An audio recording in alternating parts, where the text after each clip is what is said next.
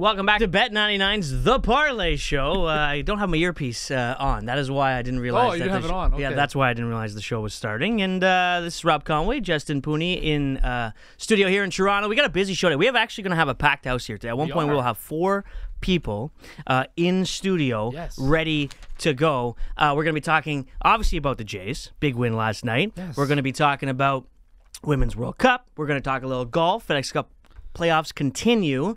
Albert will be on, Sarah will be on, Sean will be on. It's going to be a packed house. Packed house. But I thought we'd start off because we were debating it just as we were sitting here about who do you think the top... Somebody made a comment in the studio saying, you know, I wonder who the 10 to 15 best players for the Toronto Raptors are. And I said to Rob, I'm like, that's not that hard of an accomplishment if you look at the history of the Toronto Raptors. So we started this exercise. Yeah. Right? And we went through the list. And we actually had a difficult time to name people that would be in the top 10 to 15 of the Raptors, right? I think when you look at the history of the Toronto Raptors, there's obviously Lowry, Kawhi, DeRozan, Vince are the top 4, and I think that's pretty safe, right? Would you say so? Yeah, I go with that 100%. Right? So then, whenever way you want, I think Lowry's the greatest Raptor of all time just because of longevity. Greatest player, had the greatest heights with the Toronto Raptors, of course, is Kawhi Leonard.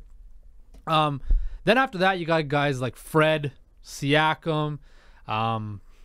Then it gets like kind of falls. Then you go to like maybe you could talk about a guy like Tracy McGrady, but he played here very early in his career. Yeah, I know you're high on Damon Stoudemire, who won the Rookie of the Year.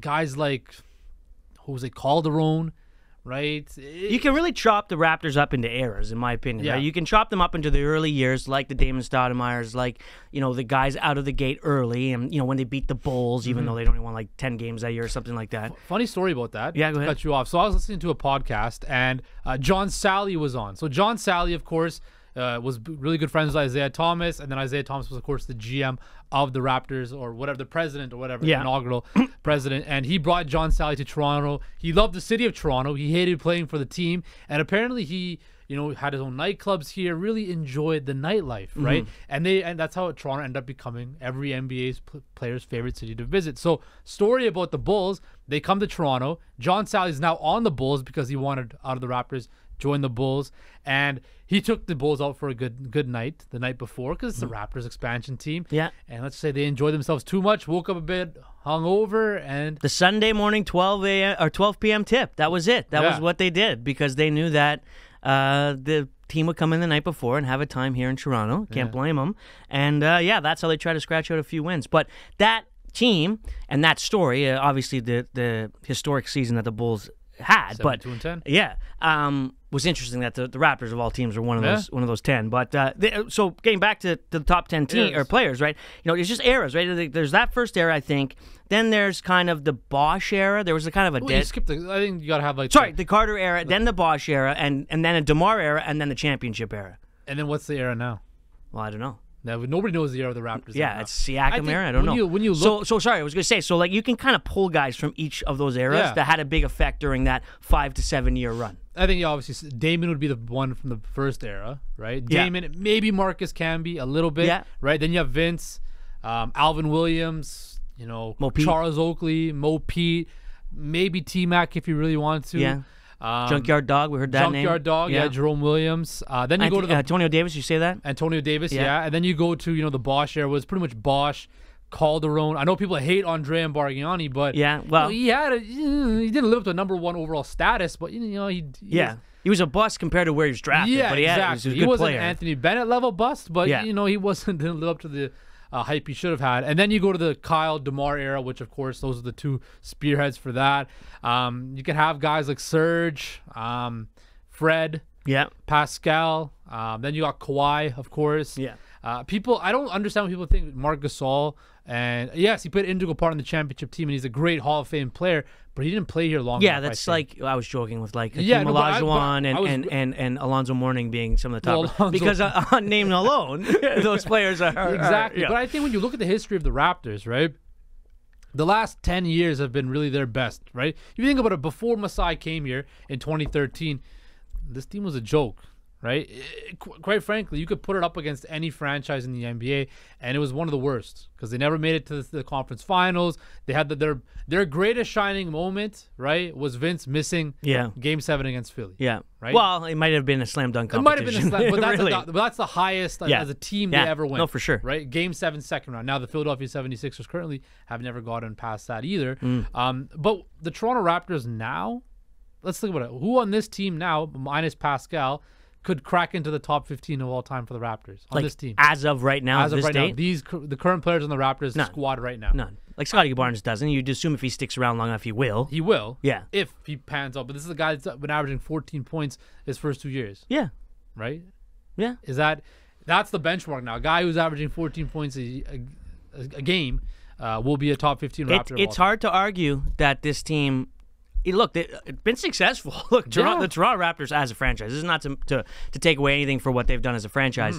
Championship as well as just being a successful team over the last 25, 30 years as a franchise, making last money. 10 to 15 But like years. just making money and building up a fan base and all that stuff. Done a great job. But they're not the Lakers and Celtics. No, but nobody is, right? Nobody, exactly. If you look at the hierarchy of NBA franchises, of course, the Lakers, the Celtics, the Bulls, the Warriors now, the Knicks. Spurs. The Knicks are always going to be the Knicks, right? Those are like the model marquee franchises. I think a team like Oklahoma City, they never won a title, but they've showed great strides, right? The Mavericks are a class franchise, I think. So I think the Raptors have elevated themselves to be one of those, respected franchises, going from a joke to being a well-respected franchise. And I think, that's all due to Masai Ujiri. It's certainly an interesting conversation and why we decided to do it in the first block, because it was a lot of fun out here just before the show. But joining us coming up next, Sean McCormick will be in here to talk a little bit about the Blue Jays and how good Yusei Kikuchi was last night after this.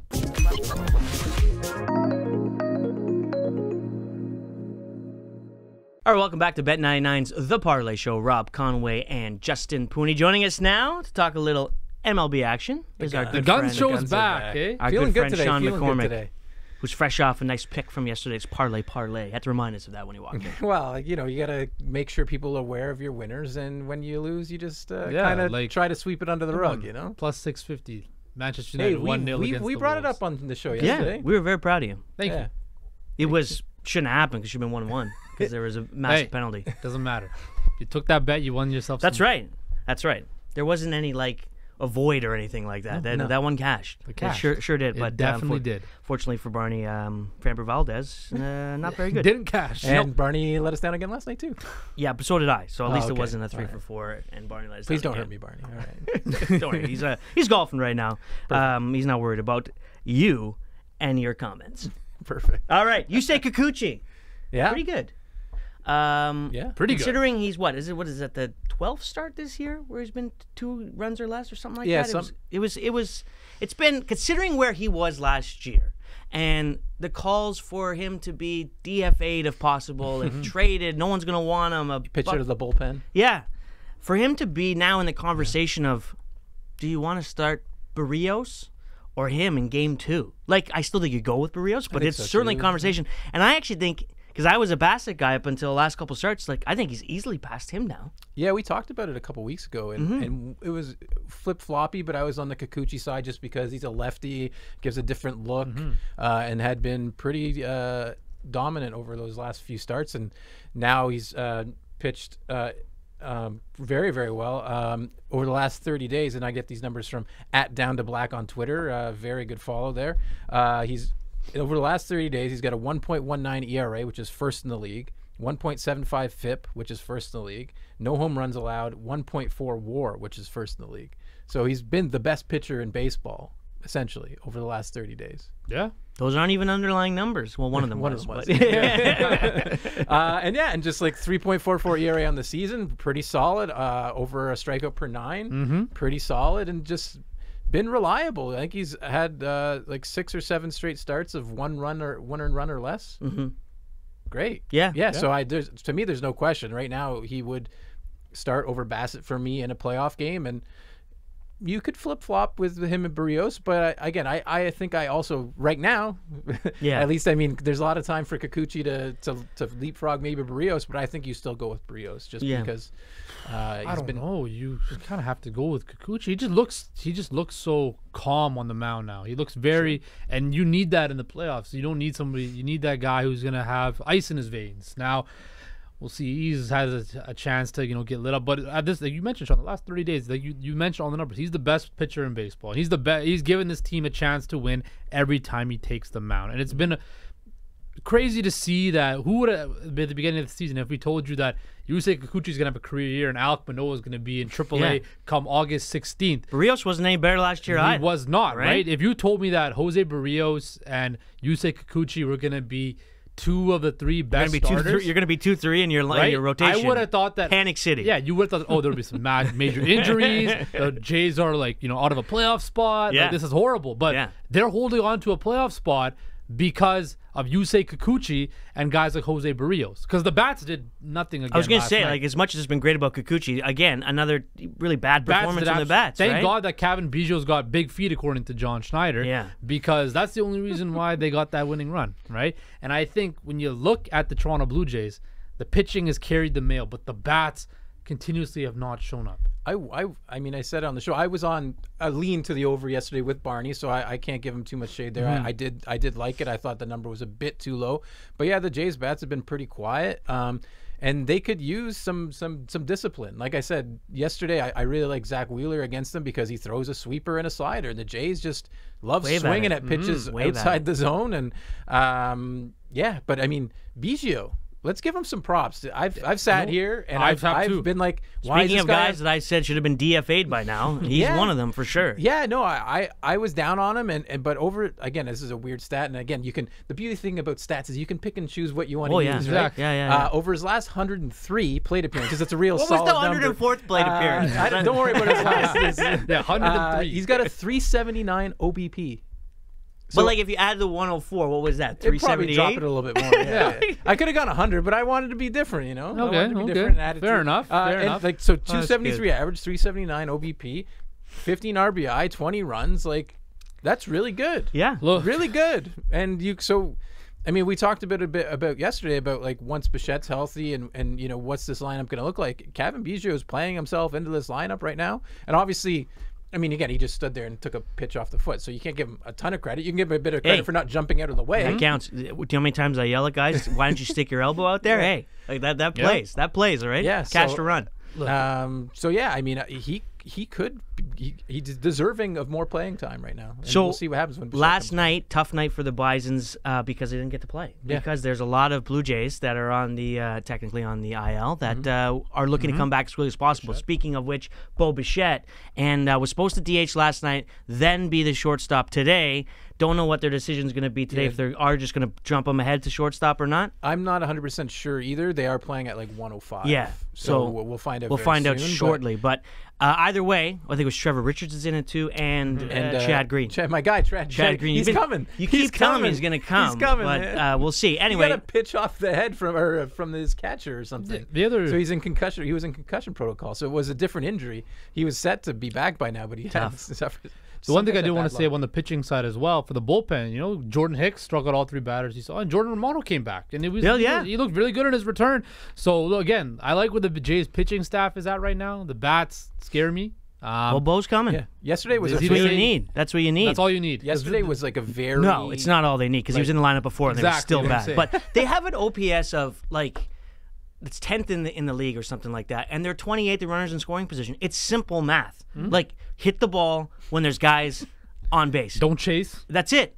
And we saw it yesterday. They struggled in situations like that. It was like first and second, nobody out, and Vladdy grounds into a double play. Now they managed to get a hit a little bit later. I think it was from Springer. But that's the type of stuff that you just can't do. Your best hitters, they got to figure out a way of having productive at bats, and they're getting them from like what Nathan Lucas last night had a great at bat. And then again, Kevin Biggio. We're talking about that, but it's the big guns that have to be able to come through.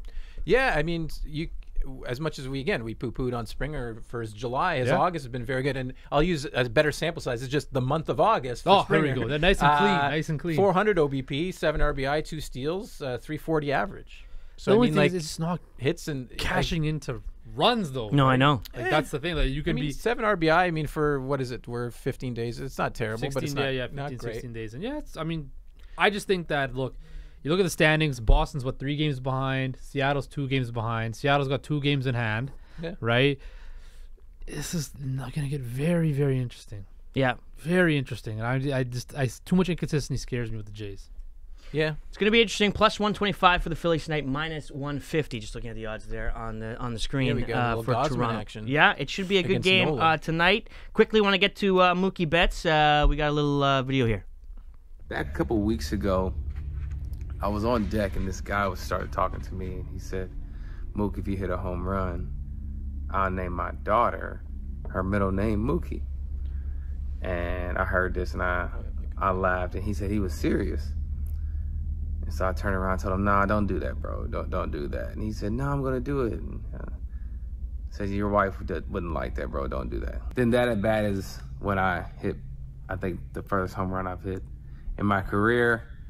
And so I circle the bases, come back, and give him a fist bump. There's a little video of it. I thought it was super cool. And then, like a couple weeks later, I see on Twitter the birth certificate for Francesca Mookie Mancuso.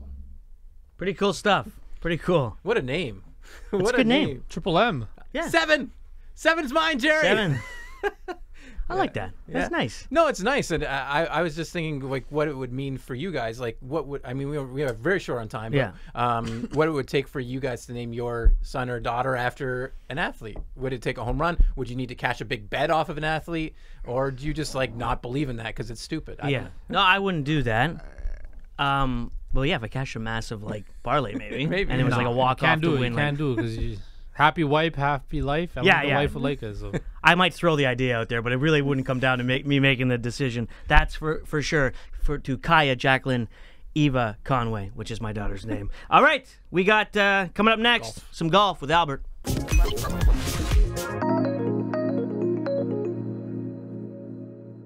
All right, welcome back to Bet99's The Parleh Show. Rob Conway in studio with Justin Pooney, and look who's back. Guess who's back? Baby. I'm Back back. Shady's again. back. Birdie's back. Hey, nice shirt, Tell man. a friend. You guys like called a match one of the green. I called Bobby. I said, Bobby, I'm coming on. Throw on the greenie. Apparently Army Green. We got the green, man. Dude, we're in the Army. What's happening, buddy? Hey, you got the look. He's got the chain on. Yeah. He comes on the show, starts making all kinds of dough. He's got the Nike tech, the chain. Must Look, be nice. it's kind of when- it's cold in the studio. When you went away, when I went away. well, yeah. to Mexico, and then Justin became the host. Uh-huh. I think it was the first or second show because it was so natural. I said, "With me, Albert," and stop. I know. You should have seen his face. I know. He was so mad at me. You wished. Yeah. You felt it inside. That's like You're me I calling wish it you was Sean Albert. McCormick. I know it was, but it was a force of habit. But he was he was like, he Devastated. never Oh, I called, bet. Yeah, yeah. never Crushed. called me Albert. 'Cause Vardanes. deep down, he's like, I wish that was And then I Albert threw him across under the from me. bus for leaving his coffee mugs around the studio. You can't throw your co-host under the bus. You got to be goombas. You got to be buddies here. We Yeah. are. We're I a don't team. know, Of man. course we I are. don't know. We're like the U.S. Ryder Cup team, united. Well, I don't know if they're united. Are we? Depends on who's on it. Are we gonna? Oh, is Justin we Thomas doing gonna this be right on? now, bro? You want to do wanna it? Do it, bro? You want to do it? Huh? Justin Thomas. cares The Really? glove? The glove? Are you going with the glove? Justin Thomas should not be on that team. Why not? He probably will, unfortunately, but he should not. He should absolutely not. If we're going on form alone, he should be nowhere near that. Yeah, if we're going on form alone, but Yeah. you can't go on form alone. And he's also like the No, you can't, 16th but you player. He's also 16th in the rankings. It's not like he's Tiger Woods, who's 150 right now, Right. Because he hasn't played. Like, he has played. He won a PGA Championship last year. Like, he's there. He's 14th, even better for your argument. 14th now. Yeah, how did that happen? The glove, Lucas Glover is or Swamp Ass. Oh, right, that's right. He is 16th. He's 16th. Yeah. Yeah, he's on a hell of a run. So you're taking the glove over Justin Thomas in a couple I weeks. would right now. I would. Right now, I definitely would. If Glover finishes, I would. I said top 10 to you off I still the air. think T5. He's got to be in If contention he again. even top 15, top 20, I think he should make it. I just I mean, don't see this it. is the last chance for players to make up some ground in terms of Ryder Cup. Yeah. Because there's no more picks out. That's it. It's done. Yeah. Zach Johnson's going to make his picks. Yeah. So this tournament is huge for a lot of players. A guy like Sam Burns, who's on the bubble. But if you're Lucas Glover and you're playing as well as he has, I know he's done well at some easier tournaments. But the last tournament was against the big dogs. He went to a playoff against Patrick Cantlay and won that. So, Justin, I think you got it in front of you. Yeah, Read me out the top 8 because those are all locked. 6 is actually locked, but the next 2 guys are too. Scheffler and Wyndham Clark have qualified already. Yeah. Patrick Cantlay is number 3. Brian Harman, number 4. Koepka, 5. Homa, 6. Xander Schauffele, 7. Spieth is 8. That's locked. I bet you if Zach Johnson had his choice, he wouldn't have Brian Harman. But for sure. Maybe No not even chance. Wyndham Clark. Brian Harman, he mentioned it. He goes, I'm still hungover Yeah. from winning the Open. Yeah, I would be too. And he's probably going to do it again this week. Yeah. And then he goes into the Ryder Cup Yeah. in, what, a month? Yeah. Yeah. I think, like, when you look at it. So, but who's the next few? So after Spieth, it's Cam Young at 9. Yeah. Colin Morikawa. Yeah, I'll take him for sure. Keegan He's on the Bradley. team. Who, Keegan? Okay. Sam Burns. Yeah. That's the 12. Yeah. Then you got Fowler and Thomas. Yeah. So Fowler's in because he's everyone's boy. And so that's 10 because you're taking Morikawa. So that's 10. So you have 2 left and keep going. Then you got Denny McCarthy, No. Lucas Glover, Well, that's your guy. Bubble guy, right? Another bubble guy. Kurt Kitayama, Yeah, no. Will Zalatoris, No, he doesn't Harris play enough. English, Okay. Russ Henley. So I think there's a place for Any both. chance Thomas Thomas. Finau? Well, that's the thing. He's a little farther down. He's the type of guy who's See, been around I think this. he takes Finau. Finau's such a good team guy. Yeah. He's been there before. But Finau's playing horrible right now. He is. He's playing really bad. And this course, like, I would say if Finau finishes, if he has another T10 here at Olympia Field, it's like a U.S. Open course. It's tough. I think he's a lock for the Ryder Cup. Okay. I have a list here. I got the top guys you mentioned. Then I'll go Spieth, Cam Young, Morikawa, Fowler, and Glover. Oh, you're putting Lucas. I don't think he makes it. I don't disagree with any of those but Glover. I don't think Glover gets it unless he wins again. If he wins again, like he's winning 3 He's got to tournaments in a win row. 3 in a row to No. make the Ryder Cup, bro. He doesn't have to. He's never made Ryder Cup. He's played in the President's Cup. So Yeah. he's familiar with the format. He's hot at the right time. So I get your thought process. Why It's do a you hate different. Lucas Glover? There's politics that are involved in these type of selections across all Sure. sports, right? Zach Johnson's the captain, Yeah. right? Who is he more likely to select? A guy like Justin Thomas, who has a lot of cachet on tour, or a guy like Lucas Glover, who's 5-10 years ago was prominent on the tour, but now he's kind of popped up again, right? I think you're gonna go with, 'cause it's a high pressure. It's in Europe too, right? Crowds are gonna be electric. Man, the You're week gonna after the PGA Championship, people would have took Michael Block. No, on the it's Ryder true, Cup he team. would've. No chance. But what if, listen, there's a lot of pressure on Zach Johnson if he takes Justin Thomas. What if he goes to the Ryder Cup and he plays the exact same way that he's been playing all season long?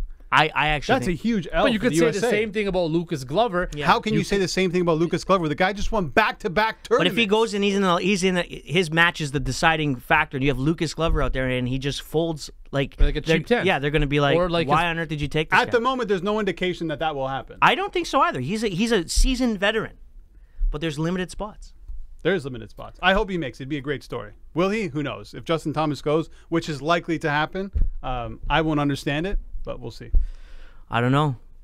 It's going to be interesting after this tournament, BMW Championship. Did you say the picks are made after this week? They're not Yeah. waiting for the Tour Championship? No, this is Okay. it. They All right. changed it in 2014, I believe. Yeah. All right. I'm going with Thomas over Glover. You're going with Glover over Thomas, but we'll see after the end of this week. So we might as well get into that tournament. One of those guys is playing.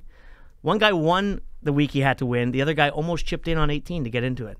You see what he needed to do, though? You see what he needed to do? almost chipped That's in. where he's at with his game.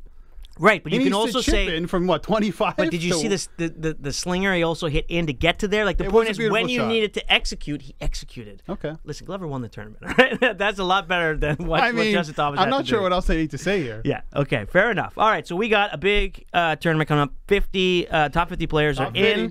50. No cut, obviously. Rory McIlroy is the favorite at Bet99 right now, plus 680. Scotty Scheffler plus 720. John Rahm plus 860, and Patrick Cantlay rounds out plus. Cantlay is an animal at this 1,000. tournament, back He to is. back, man. He might do it again. Honestly, if I'm Three-peat? looking at outrights, I know it's not the biggest number, but 1,000 to 1 at 99 for Cantlay isn't that bad. When did they start playing here? At Olympia Fields? Yeah. I want to say last year. Was it? But I don't quote swear me on this that. was a tournament they used to play in the outside They of New did. York, where They the Statue of Liberty. Right. Yeah. Okay. Good. Yeah. Well, so I'm just one reason I asked you if this was the first year, then Patrick Cantlay winning 2 years in a row is irrelevant because this is a different golf course. Yeah, right? well, but I don't know. Some players play better when the field shrinks. absolutely, Right. there's not that pressure of needing to make Like a I was cut. looking at the T20 market. I think it's great here. You only could beat out 30 other dudes. yeah, Right. that's true. So there's good value there, and I think it might be some sort of mindset with Cantlay too, where you're playing just a few guys and you got to beat them out. and he's solid. I mean, look, if he didn't hit into the drink on 18 on that playoff, he probably would have won St. Jude. And then there would be no Lucas Glover talk today on the show. Justin, what are you thinking about this? I wouldn't probably bet on the outright. I'd probably go in top 20 like Albert mentioned. A guy like Sahith Tagala. I think he's plus 120. He's playing well right now. Yeah, he's playing well. I think a guy like him to finish top 20 would not be a bad pick. Even I wouldn't mind sprinkling some money on Corey Connors too. You know, I like Corey. Yeah. Yeah, Mackenzie Hughes is right on that bubble as well. If you're looking at the Canadian aspect of it, it's definitely going to be interesting because, like you mentioned, there's no cut. You don't have to worry about. You know, if you have a bad first round, it's not the end of the world. You could still, make some ground up. So when I'm more looking at the top 20, top 30 markets rather than outright. But if I was to pick an outright winner, I kind of think Scotty Scheffler. He hasn't been playing the best golf of late. He's kind of due for something, right? My thing with Scotty is I just don't trust his putter. His putter hasn't been good. But he's accurate. This is a U.S. Open setup. You stay in the fairway, you have a shot at winning this thing. Just looking here, Corey Connors, Canadian-wise, 25th. He's got to play decently well. He doesn't probably have to do anything crazy, but if he comes 50th, depending on who comes up from behind him. And then we have Adam Hadwin, 37, and Adam Svensson at 39. They're going to have to do some damage to get into it. But around the 30 mark, like you said, the Gala's right there. Justin Rose, Kurt Kitayama, Denny McCarthy. Out of that kind of group, who do you think has the best chance? I'll start with you, Albert, to really make a pusher. Denny McCarthy has been playing well as of late. Yeah. Maybe him. Justin Rose. I love Justin Rose. Yeah. He's had 4 top 5s at this tournament. Not the same course as you mentioned. Right. He's also won Liberty this National. in 2011.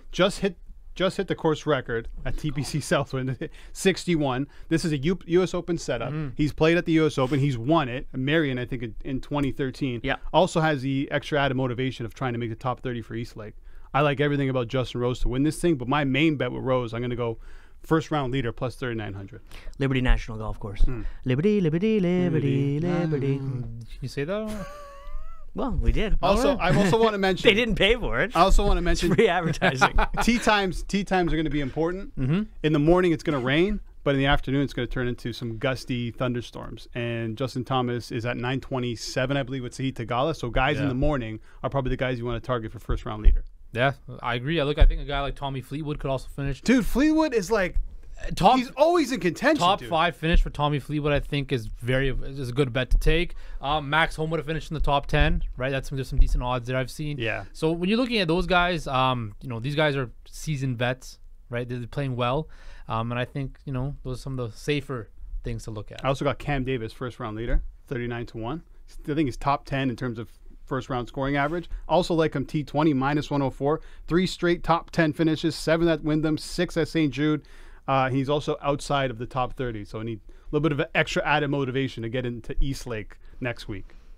I like that. I like the first round leader. Yeah, it's fun. It's always fun. There's and always it's guys nice. like You hit it, then you're not sweating the outrights. You're not setting T20s matchups. Charlie Hoffman was my guy for first round leader. Oh, really? Yeah, he was Mr. Thursday, Friday. Now he made a couple of these team events too. But what are your thoughts on Morikawa? I've been on him for like a month and a half, and it just never pans out. Like he's just a guy. He's really good. But he's consistent. Can't figure it out at the moment.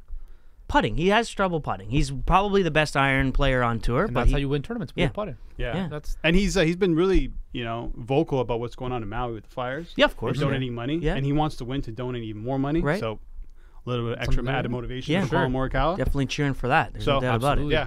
Morikawa is a guy, he's got a bubble guy to me this week. And a guy that I don't think he needs to perform at all, but again, just to put your stamp on that Ryder Cup spot. Same with Max Homa. Yeah, right. Max Homa as well.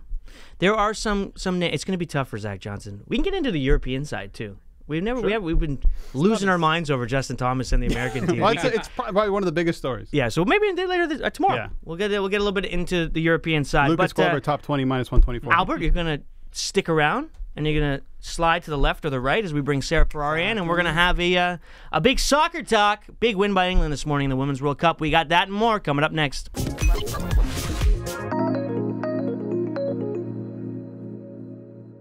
All right, welcome back to Bet99's The Parleh Show. It is a full house.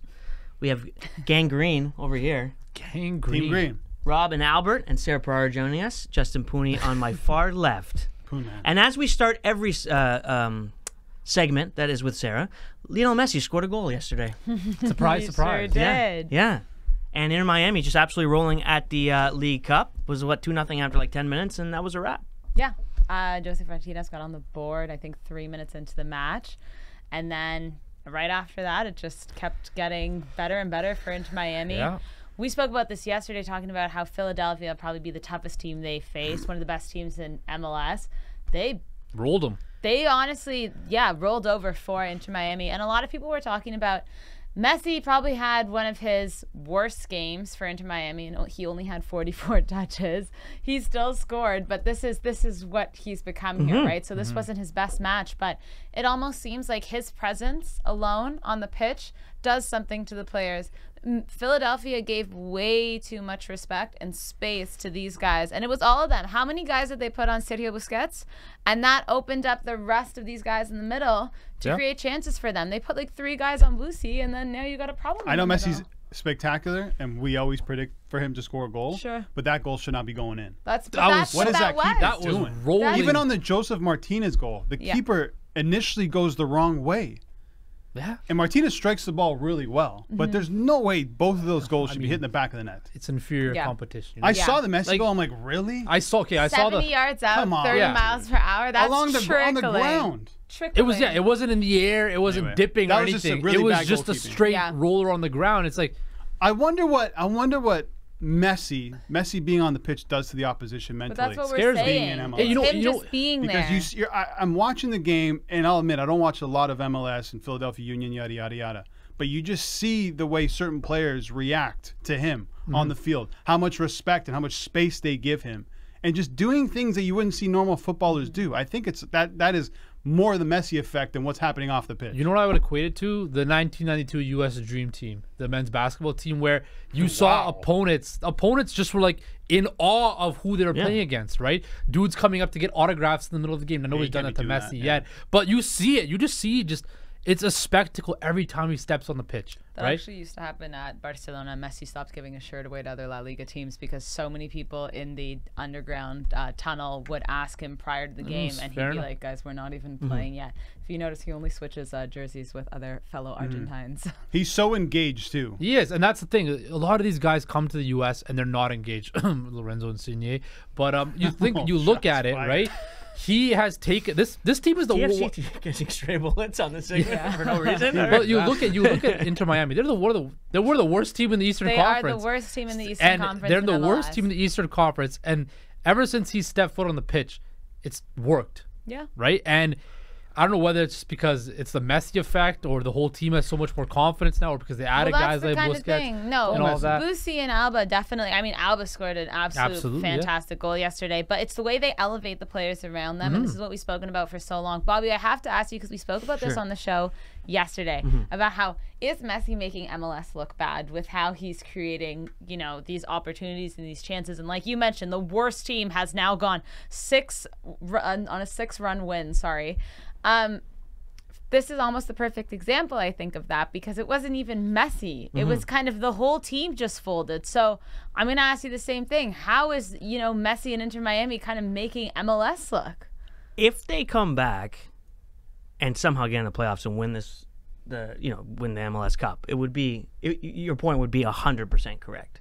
For you to take the worst team in MLS, not halfway through the season, whatever it is, a third of the way through the season, and win the Leagues Cup and then win the MLS Cup without any real pushback, that would be bad. But you're right. I mean, the problem with it is a little bit of inferior play, and I think I talked about a bit yesterday. It's the depth. They don't have the depth. There are some good players out there that can handle it, but some of these guys they're playing against a guy that they shouldn't be on the same pitch as.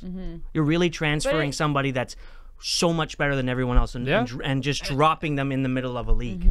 And the most amazing thing is he didn't have a preseason or anything. He kind of just rolled in and started training. He didn't really need the preseason, right? He's been playing club football up until that point. Yeah, but I'm saying they build camaraderie with the guys. Yeah, he doesn't need that. Listen, go ahead, sorry. No, I was just saying he was training with Argentina and Beijing, so he was playing football. You're right. Yeah. And the thing is, too, listen, this isn't, no disrespect to him at all, but this isn't David Beckham going to MLS.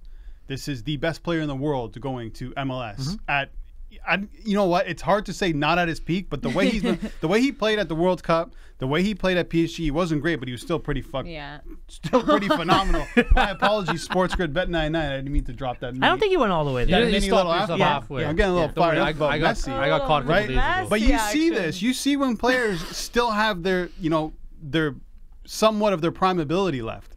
We saw when Ibra came to MLS. Not the same type of impact, but there were times where he made the league look stupid based on the way he played. And he would openly tell about how bad it is. He came off the bench in his first game in the LA Derby, whatever that's called, and scored 2 goals like it was nothing. El Trafico. And then he proceeded listen, it's not disrespecting MLS. There's just a different level. Yeah. That's all that is. And you look at it like, okay, let me ask you this.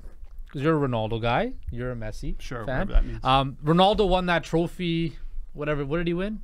The Arab Cup? Was the one that they made look like a World Cup trophy. Was that what it Ballon d'Or? No, so he won. So, okay, let me ask you this. Cup. Messi wins this League's Cup thing, right? And Ronaldo won that thing. Come on. What's comparable? How do you even compare that? First of all, nobody here, and no one that I know, or you know, or you know, or you know, is watching Saudi. I did one the weekend. Come on. It's on DAZN now. You can't find it as easy as you can find the League's Cup. Is one bigger than the other? Who knows, dude? One player came into a team and is now dominating the rest of North America and Mexico.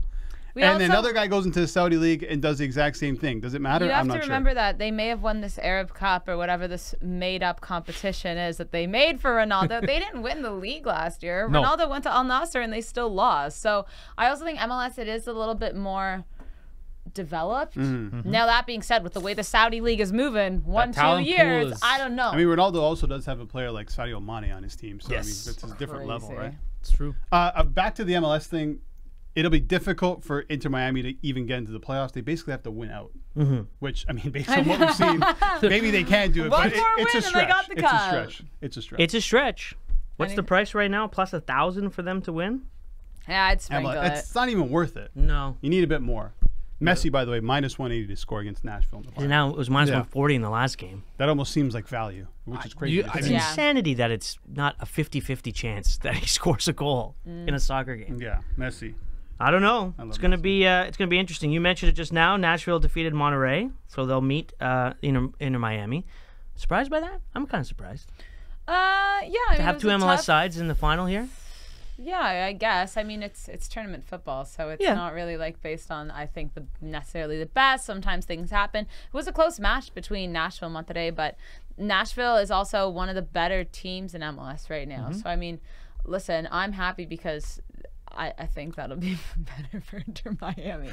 My thing with that, we spoke about this actually yesterday. If it was going to be Monterrey, that they were going to come out way more aggressively because Liga MX is way more aggressive than MLS. So my thought was, don't get Messi hurt. So this is all a move in that direction. All right, some props for you guys. If you don't want to bet Messi minus 180, I would bet it still. I would. Joseph Martinez plus 183 to score, and Robert Thomas Taylor, who's turned into like Luis Suarez, plus 266 to score. Calm down. I think I saw. I saw. I saw that tweet you put out yesterday about that. What's his name? They were loving Robert Taylor. He was throwing shade at Taylor Tellman. No, because one of the commentators on Apple, one of the English commentators said, "Oh my goodness, Robert Taylor, he's looking like Angel Di Maria." And I was like, all right, Taylor has been absolutely fantastic in this League's Cup, but don't you dare. People are allowed to look like someone really good for a moment. A poor man's version. Don't put the pressure on this guy to be one of the best Argentines to ever play football. Let's not do that. I've played a hole where you could say that looks like Tiger Woods out there, but it's only one. Jeez, it's only one shot. You it's only one. One shot. It was Rob Conway just compared himself to Tiger Woods. Double. Messi to score 2 plus 190 to score 3 plus 680. That's a stretch, but wow. If there were two towns or cities, not towns, they're both cities that I'd want to see in the final, if it was a best of 7, I had to go back and forth. Nashville and Miami are pretty kidding. Good. Yeah, that's nice. Right. I know it's one game, and it's probably not even. Where is the final at? Yeah. Where is it at? In Miami or is it Nashville or is it a neutral site? It's probably a neutral site. I would assume so. It's tournament football, has to be. Right? It's tournament football. It's predetermined. It might be. We'll take a look and find that out. But regardless, it reminds me of when it was like Lauderdale and Vegas in the Stanley Cup. It's like if you have to cover the Stanley Cup, that's pretty cool. Yeah. Don't roll your eyes because I wonder how many people. Because Lauderdale is where they play. It's in Nashville. It's in Nashville. So I wonder. Nashville? I wonder if Messi's gonna partake in some country music or hit up, Broadway Street in Nashville. Because they probably know. I doubt how many people in Nashville know who Messi is. right? No, that's not possible. Why are you considering Nashville people to be ignorant? We That's got- I just don't think of Nashville. I think you're just angling. Justin. I'm just saying. Justin is Justin. doing a great move here because now he's basically.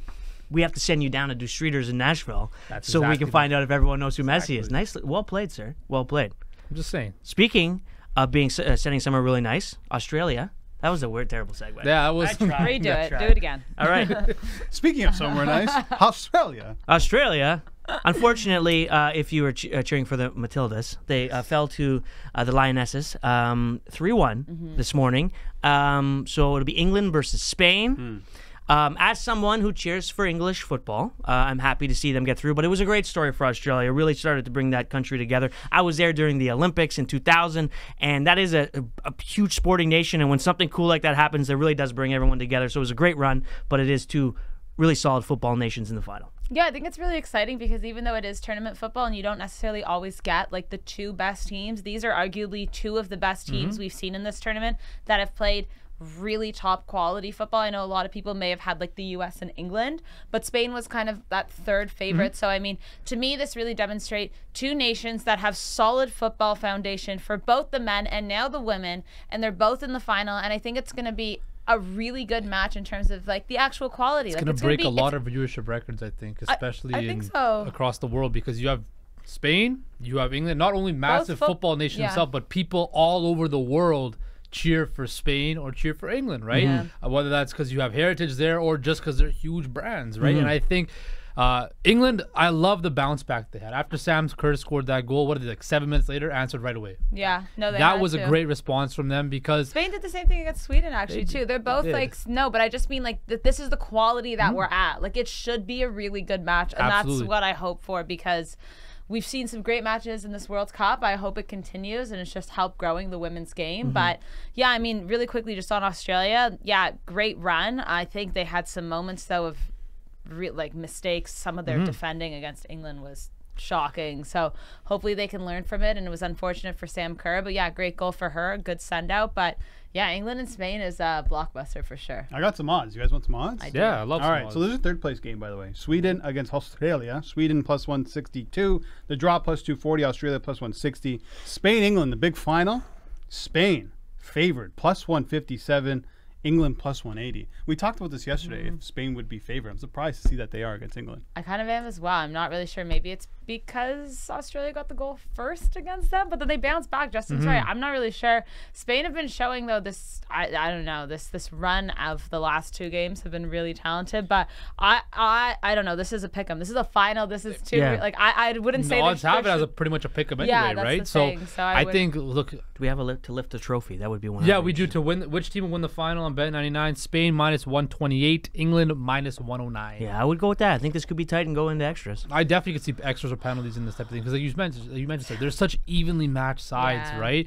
But it's definitely going to be exciting. I know I'm kind of glad actually the U.S. narrative is done because you get to see some fresh faces in the final. Yeah, someone new is going to win the World Cup. Lauren It's James actually is out? no, she'll be back for be this back. match. It's actually too bad because of the fact that it's been played in Australia, although it's been fantastic for them. It's just been so early in the morning. Yeah, you got to wake up the, early, the Bobby. final is 8 a.m. on Sunday. I'll be watching the Premier League. I might be Come on, up. what am I kidding? I might be up. We'll see. But it's been a fantastic tournament and really looking forward to that final. Well, coming up next, we got the Parleh. All four of us will be here, and we'll get Sean McCormick's pick too.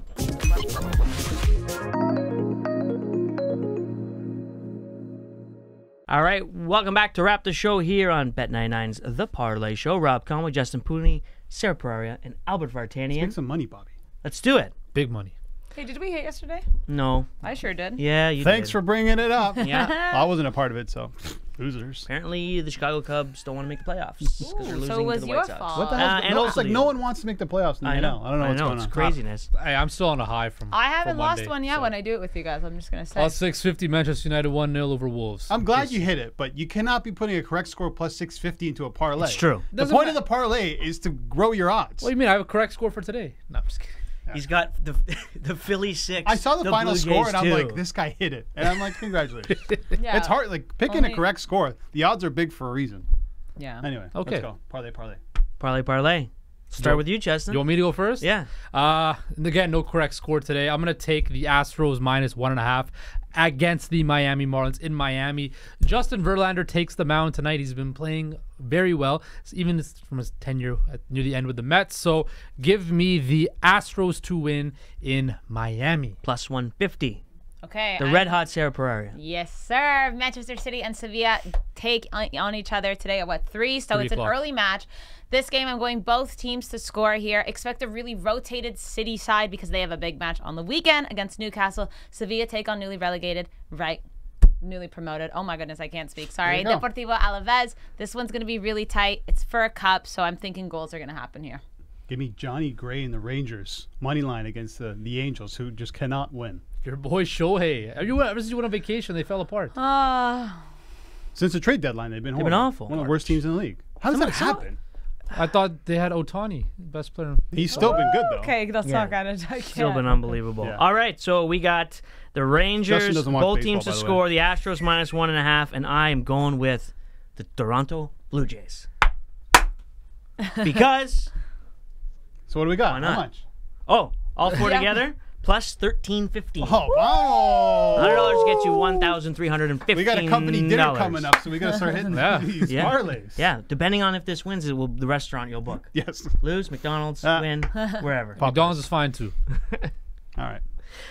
All right, well, thank you very much to everybody. Sarah, Albert, Justin, and Sean McCormick. A little bit earlier. It was a busy, busy day, and we'll be back to do it all again tomorrow on Bet99's The Parleh Show.